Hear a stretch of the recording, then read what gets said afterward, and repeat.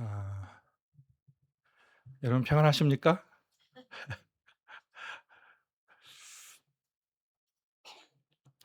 아, 이 가정 예배를 드리는 게 또 하나의 기회가 되는 것 같습니다.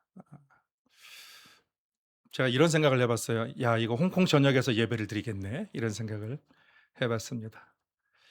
아, 뭐 홍콩 섬에서 예배하는 분들도 계시고, 또 란타우에서 예배하는 분도 계시고, 또 구령 지역에서 예배하는 분도 계시는데, 야, 이게 홍콩 전역이 하나님을 예배하는구나라는 그런 생각이 들어서 가슴이 벅찼습니다. 온 땅에 이렇게 홍콩 전역에서 하나님을 예배하는 날이 속히 오기를 간절히 기대해 봅니다. 미국의 기업인인 스티브 잡스, 여러분 잘 아실 것입니다. 애플의 경영자고, 또 아이폰과 아이패드로 이렇게 혁신을 이룬 그런 사람이죠. 근데 그가 친부모에게서 자라지 않았습니다. 아, 친부모와 헤어져서 그 양부모에게서 입양이 돼서 어려서부터 자랐습니다. 이 잡스의 아버지가, 양아버지가 폴 잡스인데, 이분이 아주 손재주가 뛰어난 기계공이었고 또 목수였습니다. 잡스가 어린 시절에 그의 아버지가 그 잡스에게 울타리 만드는 법을 가르쳐 주려고 그 어린 잡스를 불러서 나무로 자기 집에 울타리를 만드는데, 이 잡스에게, 어린 잡스에게 한 가지 의문점이 생겼습니다. 그의 아버지가 그 울타리 그 바깥쪽에 사람들이 보이는 쪽, 그쪽만 이렇게 페인트 칠을 꼼꼼하게 할 뿐만 아니라 사람들에게 보이지도 않고 눈에 띄지도 않는 곳까지 아주 섬세하게 그 페인트 칠을 하고 있는 거예요. 그래서 궁금해서 아버지에게 물었습니다. 아버지, 어차피 울타리 뒷면은 아무도 보지 못하는데 왜 굳이 시간과 물감을 들여 가지고 정성스럽게 거기까지 그렇게 색칠을 합니까? 라고 물었더니 그 양아버지가 웃으면서 잡스에게 이야기를 했습니다. 스티브, 남은 못 보더라도 너는 봤잖아. 그리고 나도 봤잖아. 이렇게 얘기한 거예요. 그래서 아무도 안 보이는 곳까지 정성스럽게 만드는 게 진짜 훌륭한 장인이란다라고 이렇게 어린 잡스에게 얘기했고, 이 잡스가 그 말을 듣고 그의 인생 철학이 되었답니다. 이것이 아버지가 해준 말이.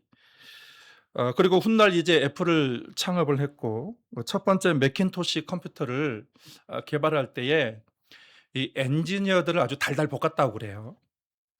그래서 어느 날은 이 컴퓨터 그 본체 내부 안에 이 회로들이, 전선들이 정리정돈이 안 돼 있어서 다시 만들라고 그렇게 했답니다. 그래서 엔지니어들이 기가 막혀 가지고, 아니 컴퓨터 껍데기를 닫으면은 아무것도 보이지 않는데 왜 그렇게 피곤하게 이걸 하게 합니까? 라고 이렇게 물었습니다. 그때 잡스가 이렇게 대답했습니다. 내가 알고 있고 여러분이 알고 있습니다. 진짜 예술가는 아무도 안 보이는 뒷면까지 정성스럽게 가꾸면서 자기의 사인을 합니다. 이렇게 대답을 했다고 합니다. 보이는 곳이든 보이지 않는 곳이든 한결 갖고자 하는 그의 삶의 철학의 한 단면을 보여주는 그런 그의 삶의 이야기였습니다. 지난주에 우리는 착함이라고 하는 양선에 대해서 말씀을 나누었고, 오늘은 성령의 일곱 번째 열매인 충성에 대해서 같이 좀 나누고자 합니다. 여러분, 충성이라는 말이 과거에 비해서 요즘은 잘 사용되지 않습니다.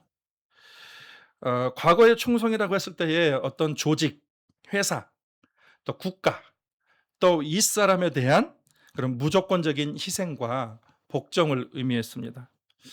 과거에 우리가 강조했던 것은 집단을 강조했고, 그리고 권위를 강조하던 그런 시대였습니다. 그런데 현대 사회에서는 개인의 삶의 질, 그리고 개인의 자율성, 그리고 평등이 강조가 되는 그런 시대예요. 그래서 충성이라는 말을 들었을 때에 왠지 마음 한켠에 좀 불편하다라는 그런 생각이 지울 수가 없습니다. 근데 여러분, 성경에 말하는 충성이라는 것은 시대의 변화에 따라서 그렇게 변화되지 않아요. 한결같습니다. 아주 성경의 중요한 가치로서 과거나 지금이나 남아 있습니다. 과거의 충성이 어떤 맹목적인 복종이나 강요에 의한 그런 억지 충성의 그런 뉘앙스를 가지고 있다면, 성경의 충성은 아주 다른 의미를 가지고 있습니다. 하나님과의 깊은 신뢰 관계에서 나오는 거다라는 거예요. 그래서 오늘 본문이 말하는 이 충성이라는 것은 믿음 그리고 신실함이라는 뜻을 가지고 있어요. 믿음과 신실함이라는 거예요. 믿을 만하다, 한결같다, 변하지 않는다라는 말이에요. 늘 그 자리에서 자기 자리를 지킨다라는 거예요. 그러니까 비가 오나 눈이 오나 이 산에 있는 바위가 그 자리를 지키듯이 하나님의 약속의 그 자리에 늘 한결같이 자리를 잘 지키고 있는 것, 그것이 성경에 말하는 충성이라는 의미입니다. 고린도전서 4장 1절 2절 보면 사람이 마땅히 우리를 그리스도의 일꾼이요 하나님의 비밀을 맡은 자로 여길지어다. 그리고 맡은 자들에게 구할 것은 충성이니라 라고 말했습니다. 성경 말씀은 우리 믿는 자들을 그리스도의 일꾼이라 그렇게 말했습니다. 근데 여러분, 이 일꾼이라는 그 단어가 사실 굉장히 놀라운 단어입니다. 당시에 이 일꾼이라는 단어가 어떻게 쓰였냐면, 우리가 과거에 로마 시대에 해상 전쟁을 보게 되면 거대한 전함 그 밑에서 노를 젓는 노예들 있잖아요. 그 노예가 같은 단어로 쓰였어요. 일꾼이라는 단어로 쓰였어요. 캄캄하고 햇빛이 비치지 않고 그리고 땀 냄새가 여기저기서 풀풀 풍기는 곳에서 묵묵히 그 자리를 지키면서 북소리에 맞춰 가지고 자기 노를 잘 짓는 그러한 노예들을 일꾼이다, 그런 의미로 사용이 됐습니다. 여러분, 세상에 주목받는 사람들은 이 뱃머리에서 배 위에서 화려한 갑옷을 입고 번쩍번쩍거리는 그런 칼을 차고 있는 그러한 장군들이 주목을 받습니다. 그런데 실제적으로 그 거대한 전함, 군함을 움직이는 사람들은 배 밑에서 땀냄새 풀풀 나는 곳에서 묵묵히 그 배를 계속해서 누가 알아봐 주지도 않는데 열심히 짓는 그 노예들에 의해서 배가 움직이게 되는 것이죠. 노를 젓는 데 필요한 것은 뭐 화려한 갑옷도 필요 없습니다. 뭐 수려한 말재주도 필요가 없습니다. 신실함이에요. 신실함. 믿을 만한 그 자리에서. 그래서 내가 저 사람을 믿을 만하다라는 것입니다. 하나님은 우리가 딴 거대한 일을 막 하는 것보다도요, 하나님이 부르신 그 자리를 잘 지키고 있는가, 하나님 그걸 중요하게 보십니다. 오늘날 우리가 살아가는 사회는 이 충성이라는 개념이 사라져가고 있어요. 요즘 젊은 사람들은요, 어떤 조직의 성장이나 조직의 유익을 위해서만 자신을 희생하지는 않습니다. 과거에 우리 부모님들은 아니었죠. 과거의 부모님들은 한 회사에 아주 몸을 닮으면서 뭐 아주 거기에 모든 것을 다 쏟아부었던 분들입니다. 그런데 요즘 젊은이들은 조직의 성장만큼이나 또 개인의 성장과 이 삶의 질을 그만큼 같이 함께 가는 것을 중요하게 생각하고 있어요. 내가 몸담고 있는 조직이 내 인격이나 삶의 질을 향상시켜 주지 않고 무조건적인 희생만, 복종만 강요하게 된다면 요즘 젊은 사람들은 미련 없이 떠나버립니다. 근데 성령의 열매로서의 그 충성은 일방적인 강요가 아니에요. 하나님과 나, 그리고 하나님께서 내게 맡겨주신 그 일터 사이에서 이루어지는 그 하나님과의 그 신뢰 관계에서 이루어지는 거예요. 충성입니다. 어느 외딴 섬에 나이 지긋이 드신 어떤 노인이 등대지기를 하고 있었습니다. 이 노인이 기름칠을 하고 그 등대에 그리고 렌즈를 계속해서 닦고 있고 지루한 일이죠. 한 기자가 그 노인을 찾아가서 "아니 여기 배도 많이 다니지 않고 또 어떤 날은 뭐 한 대도 다닐 듯 말 듯 하는데 왜 굳이 그 자리를 지키고 계십니까? 지루하지 않습니까?" 라고 했을 때에 이 노인이 이렇게 얘기했습니다. 내가 등불을 닦는 것은 캄캄한 밤에 홀로 빛을 찾고 있는 하나의 배와의 그 약속을 지키기 위해서입니다."라고 그렇게 대답을 했다는 거예요. 그러니까 이 등대지기에게는 그 일이 억지 노동이 아니었다는 것입니다. 자신의 삶의 고유한 가치와 사명을 완성해가는 과정 가운데 있었다라는 것이죠. 성령 안에서 맺는 그 충성의 열매도 이와 같습니다. 우리는 남들이 보든 보이지 않든 우리의 가정이나 일터나 그 삶의 자리에서 최선을 다할 때에 우리의 그 충성으로 인해서 하나님의 나라는 성장하게 될 것이고, 그러한 과정을 통해서 또 우리도 성장하게 되며 또 하나님의 열매를 맺게 하실 것입니다. 타인의 눈치를 보고 움직이는 것이 아니라 내 인생에 하나님이 주신 그 약속을 보고 우리가 움직이는 것이죠. 우리는 그 하나님의 강요 때문에 약속을 지키는 것이 아니에요.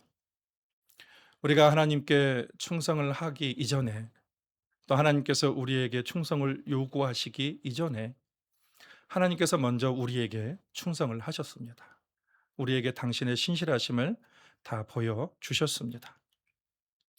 먼저 하나님은 언약에 있어서 신실하신 분이에요. 사람들은요, 쉽게 환경과 감정에 따라서 자기가 한 약속이 너무도 쉽게 바뀌어 버립니다. 그런데 하나님은 한 번 하신 언약은 끝까지 지키시는 아주 믿을 만한 분이다라고 성경은 그렇게 말하고 있어요. 신명기 7장 9절 말씀에 보면, 그런즉 너는 알라 오직 내 하나님 여호와는 하나님이시요 신실하신 하나님이시라. 그를 사랑하고 그의 계명을 지키는 자에게는 천대까지 그의 언약을 이행하시며 인애를 베푸시되. 하나님은요, 인간의 배신에서도 그 언약을 변개하지 않으신다라고 그렇게 말을 하고 있어요. 그래서 우리가 여러분이 신구약 성경을 보면은 성경의 처음부터 끝까지 참 하나님은 변하지 않는 분이다, 한결같다라는 것을 우리가 발견하게 됩니다. 그리고 성경에 전하는 가장 충성스러운 삶의 모델은 단연코 예수 그리스도가 되십니다. 그분은 우리와의 언약을 이루기 위하여서 하늘 영광을 버리시고 낮고 낮은 이 땅에 오셔서 인간의 형체를 입으시고 종의 몸을 입으셨습니다. 그분은 사람들에게 막 환호하고 막 인정받기를 원하지 아니하시고 오히려 그런 자리를 떠나서 묵묵히 하나님 아버지께서 당신에게 주신 사명의 자리로 갔는데, 그 자리라는 것은 주님이 필요한 사람들, 또 복음이 필요하고 소외되고 병들고 정말로 주님의 은혜가 필요한 사람들을 묵묵히 찾아가는 그러한 사역을 하셨습니다. 예수께서 십자가에 달리셨을 때 사람들이 외쳤으며 조롱했습니다. "내가 만일 하나님의 아들이거든 내려와서 너를 증명해 봐라 라고 외쳤습니다. 그런데 예수님은 자신을 증명하기 위해서 그렇게 살지 않으셨어요. 끝까지 십자가 위에서 내려오지 아니하시고 자신의 자리를 끝까지 지키시고 마지막으로 숨을 거두시면서 "다 이루었다."라고 그렇게 고백하시면서 마무리를 하셨습니다. 주님의 충성은 조건적이 아니에요. 우리가 뭐 잘하면 사랑하고 우리가 주님을 배반하면 주님이 우리를 버리는 것이 아니라, 주님은 한없는 그 사랑으로 끝까지 우리를 변화시키기 위해서 계속해서 그 사랑을 그치지 않고 우리가 죄인 되었을 때에 우리를 위하여서 십자가에 죽으실 만큼 그렇게 인간을 향한 충성, 그리고 언약에 대한 그 충성스러운 모델이 우리에게 되어 주신 것입니다. 이렇게 하나님의 한결같은 자들을 한결같은 그 성품을 아는 사람들은요.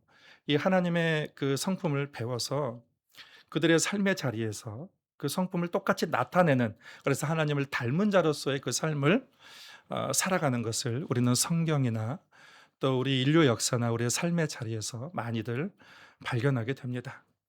예수님의 제자 베드로는 변덕쟁이였어요. 혈기왕성하고 쉽게 마음이 바뀌는 그런 사람이었습니다. 또 막 장담도 잘해요. 약속도 잘합니다. 그러면서 예수님이 십자가에 달려 돌아가시기 전에 너희가 다 나를 버리고 나를 떠나갈 것이다라고 그렇게 주님께서 말씀하셨을 때에 베드로는 장담을 했죠. 주여, 다른 사람은 다 주님을 버릴지라도 저는 결코 주님을 버리지 않을 것입니다 라면서 자신 있게 얘기를 했습니다. 여러분, 근데 이때는 베드로가 자기 의지로 고백한 거예요. 자기 의지로. 결국 그의 목숨이 위기에 달렸을 때 그는 자기의 장담한 것과 정반대로 예수님을 배반하고 또 저주하면서까지 예수님을 떠났던 그런 사람입니다. 근데 예수님의 신실하심은 포기하지 않고 예수님이 또 부활하시고 나서 베드로를 찾아가시면서 여전히 베드로를 향한 한결같은 변하지 않는 그 마음을 쏟아부어 줬을 때에 드디어 베드로도 이제 하나님을 향해서 끝까지 의리를 지키는 그런 사람이 되었습니다. 여러분, 의리 외치는 사람이 있죠. 끝까지 의리를 지킨다라는 거예요. 사도행전 4장에 우리가 가보면 베드로와 요한이 복음을 전하다가 권력자들에게 잡혀서 감옥에 갇힙니다. 이 권력자들은 베드로와 요한이 복음을 전하는 걸 아주 싫어해서 예수의 이름으로 누구든지 말하지 말고 가르치지도 말라라면서 협박하면서 그들에게 경고를 했습니다. 그때에 베드로가 한 유명한 말이 있습니다. 하나님 앞에서 너희 말을 듣는 것이 하나님의 말을 듣는 것보다 옳은지 판단하라라는 거예요. 그래서 그는 목에 칼이 들어와도 하나님을 향한 신의를 지키겠다라는 그러한 고백이라고 볼 수가 있습니다. 여러분, 이런 성품이 어디서 왔을까요? 그는 원래 변덕쟁이였습니다. 자꾸 변하는 변덕쟁이였고. 근데 하나님을 만나고 나서 신실하신 그 그리스도의 신실하심을 그가 배우게 된 거고, 그리고 그가 그렇게 고백한 것은 자신의 의지보다도 성령의 감동에 의해서, 그렇게 성령님이 주신 힘에 의해서 그렇게 외칠 수 있었던 것이죠. 아브라함 카이프라는 아주 위대한 신학자가 있어요, 네덜란드에. 근데 이 사람은 총리이자 정치가이자 신학자이자 교육가이자 언론인이었습니다. 그러니까 다방면에서 열심히 활동했던 사람이에요. 근데 그가 남긴 유명한 명언이 있어요. 그 명언을 보면은 인간 삶의 모든 영역 중에서 만유의 주지이신 그리스도께서 내 것이라고 외치지 않은 영역은 단 1인치도 없다라는. 그게 무슨 말이냐면 삶의 이 땅의 모든 영역이 다 하나님의 주권 안에 있기 때문에 무슨 일을 하든지 자기의 사람은 소명 의식을 가지고 그 삶의 자리에서 충성스러워야 한다라는 그러한 뜻이 담겨 있습니다. 그가 총리직을 맡았을 당시에 이 네덜란드 교계는 철저히 이원론이 주류를 이루고 있었어요. 그 이원론이란 뭐냐면 교회 안의 일만 거룩하고 교회 밖의 정치라든가 교회 밖의 학문이라든가 교회 밖의 직원들은 다 타락한 일들이다라고 철저히 이원론의 주류를 이루고 있었습니다. 그때에 이 아브라함 카이퍼는 그렇게 모든 현장이야말로 하나님이 주권이 이루어져야 될 그런 삶의 현장이다라고 이렇게 가르치면서 그 스스로 정치에 뛰어들면서 그 스스로 그 정치 안에서 하나님의 공의와 사랑을 이루기 위해서 많은 노력을 했고, 교육에 있어서도 부자와 가난한 자와 또 신실한 그리스도인들이 이 동등한 교육의 기회를 받지 못하게 되자 이 권력자들과 귀족들의 압박에도 불구하고 그 동등한 교육의 권리를 위해서 법안을 만들었던 그러한 사람입니다. 그리고 당시에 대학에서는 신학과 신앙은 비합리적인 학문으로 인정을 하지 않았어요. 학문으로 인정하지 않았습니다. 그때의 이 아브라함 카이프는 자기 칼빈주의 신학을 기반으로 해가지고 암스테르담 자유대학교를 설립을 해서 기독교 인재를 양성하는 일까지 했습니다. 여러분, 한 사람이 수많은 일을 할 때에 얼마나 바빴겠습니까? 가정생활은 소홀히 했을까요? 가정에서 그는 매일 아침마다 자녀들과 가족들을 모아두고 같이 성경을 읽으면서 또 기도를 하면서 또 가족들과도 함께 그렇게 시간을 보내는 그런 철두철미한 믿음의 사람이었던 것입니다. 그의 신앙이라는 것은 교회 안에 머물지 않았어요. 자신이 정치할 때는 공의와 정의를 위해서 정말로 몸담고, 그리고 교육에서도 마찬가지요. 또 신문에 기사를 쓰고 가정 생활에 이르기까지 모든 영역에서 하나님의 주권을 선포하면서 그 충성스러운 삶을 살았던, 그래서 모든 사람에게 감동을 준 그 인물로 지금 알려져 있습니다. 여러분, 우리가 충성을 하다가 쉽게 지치고 낙심하는 이유가 뭘까요? 그것은 사람의 평가를 우리가 기대하기 때문에 그래요. 중요하게 여깁니다. 3절과 4절에 보면, 이거는 같이 한번 읽겠습니다. 너희에게나 다른 사람에게나 판단받는 것이 내게는 너무 작은 일이라. 나도 나를 판단하지 아니하노니 내가 자책할 아무것도 깨닫지 못하나 이로 말미암아 의롭다함을 얻지 못하노라. 다만 나를 심판하실 이는 주시니라. 이 바울은 사람들이 자신을 훌륭한 사도다라고 평가하든 거기에 개의치 않아요. 바울은 말이 약하다라고 비난하든 거기에도 개의치 않습니다. 그는 나는 하나님 앞에 충성스럽게 최선을 다하기 때문에 나를 평가하고 판단하실 분은 오직 주님이시다 라면서 늘 코람대의 의식을 가지고 살았던 사람입니다. 아주 대단한 자유예요. 여러분, 사람의 칭찬을 기대하는 그 충성은요, 누군가 내게 어떤 그 비난이 주어질 때 금방 무너지게 되어 있습니다. 그리고 그 누군가 알아봐 주지 않을 때에 쉽게 낙심하고 시험에 들 수도 있습니다. 나는 열심히 봉사했는데 담임 목사가 내 이름을 빼놓고 광고를 한다거나, 또 다른 사람이 알아봐 주지 않을 때에 낙심합니다. 그래서 담임 목사는 늘 고민을 합니다. 광고 때마다. 여러분, 우리가 사람들이 나를 알아봐 주지 않아도 서운할 필요 없습니다. 그럴 필요 없어요. 만약에 우리가 서운해한다면 그것은 내가 하나님 앞에서 섬긴 것이 아니라 사람들에게 인정을 받기 위해서 섬겼다는 그런 증거가 되는 것입니다. 우리가 의식해야 할 분은 오직 주님이십니다. 우리는 사람의 평가보다도 주님의 평가에 관심을 더 가져야 돼요. 마지막 5절 같이 읽겠습니다. 그러므로 때가 이르기 전 곧 주께서 오시기까지 아무것도 판단하지 말라. 그가 감추인 것들을 드러내고 마음의 뜻을 나타내시리니 그때 각 사람에게 하나님으로부터 칭찬이 있으리라.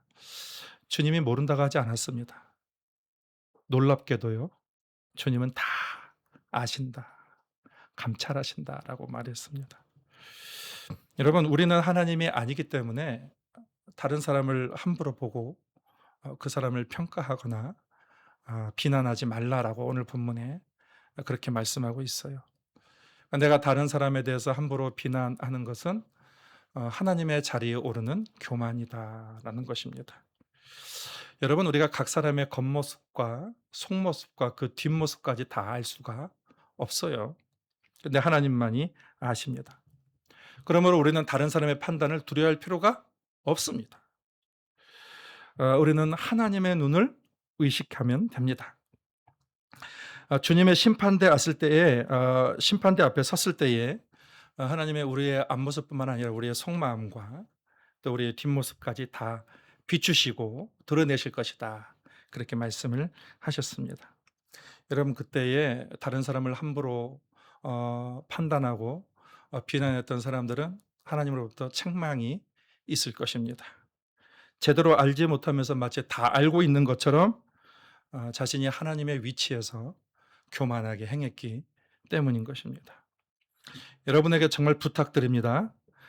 다른 사람을 여러분의 기준으로 너무 쉽게 평가하지 마십시오. 그리고 또 하나 부탁드립니다. 여러분도 다른 사람의 평가에 휘둘리지 마세요. 힘듭니다. 여러분 힘들어요. 사람들은요, 제가 보니까 기본적으로 다른 사람에 대해서 좋은 말 안 해요. 죄인들이기 때문에 그렇습니다. 여러분, 우리가 사람들의 말에 너무 이렇게 휘둘리면요, 상처가 너무 깊어져요. 그리고 내 인생을 사람들의 말에 의해서 낭비하게 됩니다. 소중한 인생을 낭비하게 돼요. 그래서 남이 뭐라 하든 거기에 크게 개의치 말아야 내가 하나님을 더 바라보는 거죠. 그래야 우리의 인생이 바른 길로 갈 수가 있어요. 우리는 남을 판단하기를 좋아하지 말고 하나님 안에서 나를 점검하기를 좋아해야 되는 거예요. 힘써야 돼요. 그래서 하나님 앞에서 늘 자신을 점검하면서 충성스럽게 살고자 하는 사람 하나님께서 여러분 기억하지 않겠습니까? 하나님이 모르시겠습니까? 다 아시죠? 주님은요, 여러분이 아무도 보지 않는 곳에서 흘렸던 눈물 다 기억하십니다. 너무 힘들어서 그 자리를 벗어나고 싶었는데 하나님의 부름의 자리라고 해서 그 자리를 지킨 거 여러분 모를 줄 아십니까? 아니에요. 하나님은 반드시 다 알고 계십니다. 여러분이 삶의 자리에서 말씀대로 살기 위해서 고군분투하는 그런 세세한 것까지요, 여러분 하나님은 모르지 않아요. 아주 세밀하게 하나님은 다 알고 계십니다. 여러분 하나님의 칭찬이 그런 사람에게 있을 것입니다. 충성은요, 오늘날처럼 그렇게 불편하게 들리는 것이 아니라 이 성경적인 충성은 아주 소중한 신앙적인 가치입니다. 하나님이 원하시는 충성은 내가 막 억지로 쥐어 짜내서 될 수 있는 것이 아니에요. 무슨 열매라고 했습니까? 성령의 열매입니다. 성령님이 우리에게 감동을 주시고 성령님을 닮은 사람만이 그 하나님이 원하시는 충성을 이룰 수 있게 되는 거예요. 근데 우리가 하나님을 찬양해야 될 것은요, 하나님은 우리의 삶에 열매 맺기를 원하시고 하나님이 도와주신다는 것입니다. 그런 사람을 하나님이 도와주신다는 것입니다. 여러분 이것이 얼마나 감사한 일입니까? 내가 혼자 이룰 수 없는데 성령께서 우리 안에서 함께 도와주신다는 거예요. 참 감사한 일이 아니겠습니까? 여러분 다른 사람의 인생을 살지 마십시오. 다른 사람이 원하는 인생, 다른 사람이 인정해 주는 인생을 살지 마시고 하나님이 여러분 각자에게 주신 인생을 사시길 바랍니다. 하나님이 여러분 각자에게 주신 독특한 개별적인 그러한 삶의 모양이 있습니다. 하나님 안에서 하나님이 주신 그 삶의 자리에서 여러분에게 각자에게 주신 삶 하나님 바라보면서 최선을 다할 때에 하늘로부터 칭찬이 있을 것이고 귀한 상급이 있을 것입니다. 우리 홍콩 동신에 속한 모든 성도들 어느 삶의 자리에 있든 간에 충성된 삶을 살아서 하나님의 영광으로 충만한 그런 인생이 되기를 예수님의 이름으로 축복합니다.